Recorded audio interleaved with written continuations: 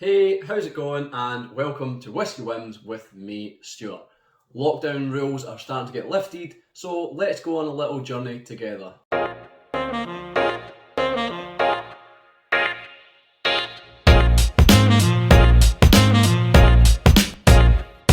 Yeah, so the journey I'm on about is virtual, it's not physical.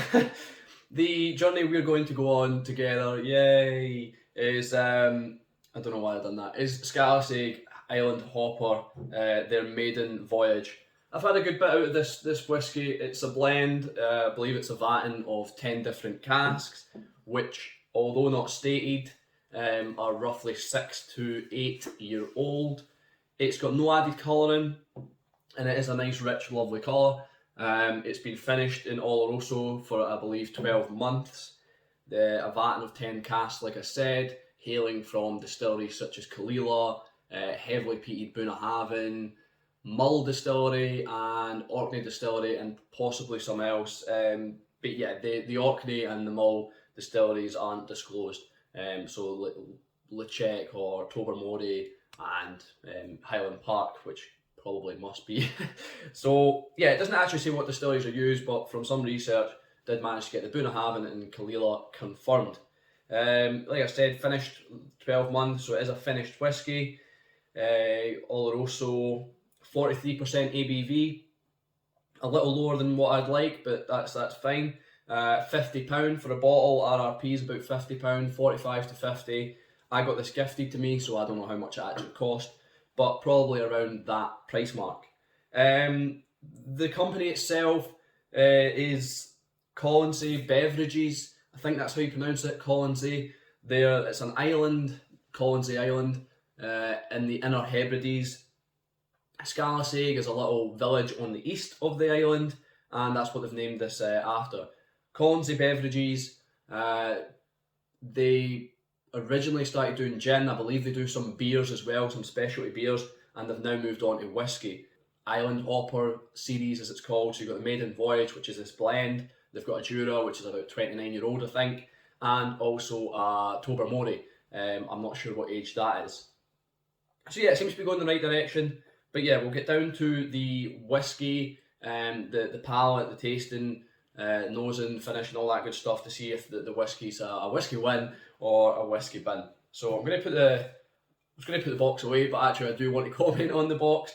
I'm not obviously one for really keeping boxes of that, but I actually keep this whiskey in its tube. I think it's a really cool looking tube. It's from, well, the design's to replicate a kind of 1920s, 1930s travel poster, and yeah, I think it's pretty cool.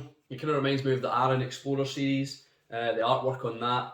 I just wonder who they got to do it, but yeah, I really love the artwork on the sleeve and on the bottle. The cork itself, I'm not sure how well you'll see that, but I'll just take the cork out. In fact, it's like a kind of compass on top of that. So yeah, pretty cool design with the bottle and all that stuff, but like I said, we're not here for the bottle or the design of the tube, it's about the whiskey. So we'll get right down to the nose. Yeah, straight away, a big punch of like peat, big burst. Some brine there as well, quite a briny whiskey. I'm trying to see if it... So, I was trying to see if it says where the journey takes us, but it doesn't. I'm assuming it starts obviously at Colonsay Island and then goes down towards maybe Islay, past Jura, past Islay, past Mull. Yeah, there's a new leather book smell. In fact, I'm not even going to try and kid you. Who am I trying to kid? I don't read books. It's like a leather wallet. It's like a new leather wallet when you just buy it straight and you open it up and oh, brilliant. Nice and leathery. I don't know how else I can describe it. There's red, sticky currants, and they're sticky because they're smothered in honey. It's quite a sticky whiskey on the nose, quite syrupy. But like I said, there's no added colouring or anything like that. I believe I got that off the Scalasaig themselves. They told me it was no added colour, and I'm pretty sure I checked on a German website as well to make sure it was not with colour. There's probably some spent matches there or something burnt but I'd probably be more inclined to go with spent matches because there's something a little kind of chemically, sulphury. Maybe not sulphur in that sense. It's not eggy, but that match smell, whatever it is that they use on matches. And there's a real sweet and salty or sweet and savoury sea salted caramel chocolate bar. Yeah, it's lovely. What a great nose. Once again, 43% ABV, proving me wrong. But yeah, a lovely nose, well put together. The peat, the sweetness, none of them are overpowering each other. It ties well. The palate.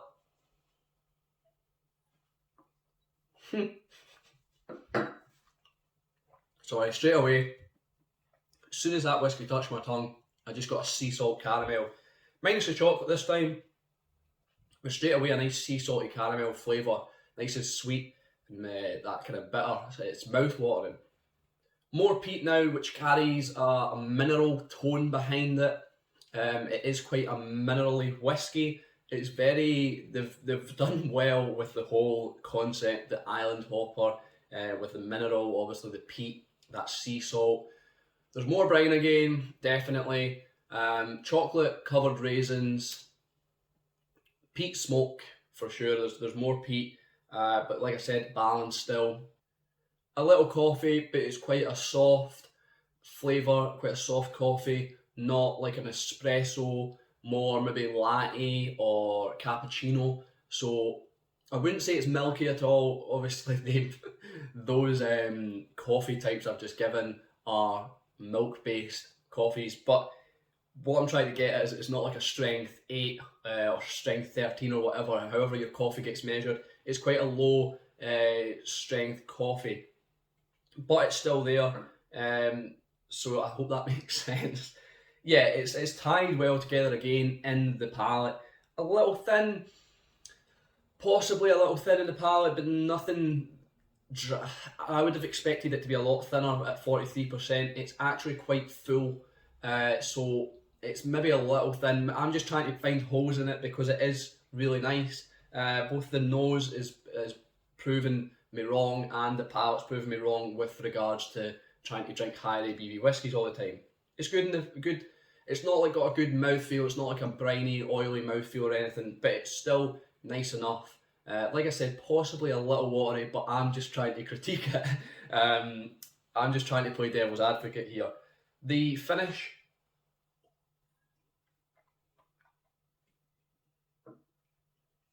Finish is medium. There's a peat lingering, the peat's throughout, it's lingering definitely. Once again, there's a brininess that carries this real sea salt and maritime theme. It ties it all together, nice flavour, and yeah, they've kind of hit the nail on the head with the island hopper theme, I feel. Not as sweet in the palate, the finish, it's a lot more savoury, possibly some salted porridge there, but yeah, the sweet, sticky, like red currants and all that, that's all died down, and it's just a lot saltier in the finish, but not at all off-putting. It just makes your mouth water and kind of makes you want to pour another one to get all those nice sweet fruits back. I don't know what I'm doing with my hands. So, is it a whiskey win, whiskey bin? Let's go through the three kind of factors I try and rate it by. So would I buy it again? I definitely would. I'm going to be a little gutted when I finish this. I've tried not drinking it much, but yeah, Stevie got me this for my birthday, completely unexpected. I didn't even know, well, I was going to say I didn't even know about it, but I actually did know about it. I managed to try a sample of it in the Scotch Gantry when a sales rep or an ambassador came in and he had a bottle, and luckily he managed to get a sample, and I remember tasting it there thinking how good it was. But yeah, I would buy it again, and I'm going to sort of miss it once it's gone. So hopefully I can get another one at RRP. That would be great. Would I recommend it? I would definitely recommend it. I think it's one to try. It's a good blend, and yeah, it's a solid whiskey really. Do I think it's worth it? This is a question I've been debating recently a lot, because I feel like I'm a bit hypocrite when it comes to things like Daft Mill and stuff, spending that money on Daft Mills and then trying to critique a whiskey like this, saying it's not worth it. This is probably, I'm on the fence with this, with it being 43%, £50 blend, non-age statement. It doesn't say about chill filtering, it doesn't say about colouring. It's kind of a little bit much, but then how much cheaper would I want this? £50, £45, it's still really cheap for a whiskey, and it's a single malt blend, and it is a good whiskey. So I think rating it on the whiskey itself, I would have to probably say it is worth it. But like I said, I'm on the fence. If I was just in the store looking at this and I saw it on the shelf and I saw 43%, I saw a blend, even though we shouldn't criticise blends, but if I saw a blend, 43%, if I saw non-chill filter not on there, no added colour not on there, then I'd be probably a little bit resistant to buy it. So that's my only issue there, if that little rambling makes sense. So I'd say it's a Whisky Win. It's a great whiskey, it's a lovely whiskey, it's sessionable as well, it's not too hard, there are a lot of things going on, but they all tie well together. Once again, sherry and peat just proving how well they go together. And yeah, that's probably all I've got to say. I would definitely recommend trying this, and yeah, I've been Stuart, this has been Whisky Wims, I'll see you later.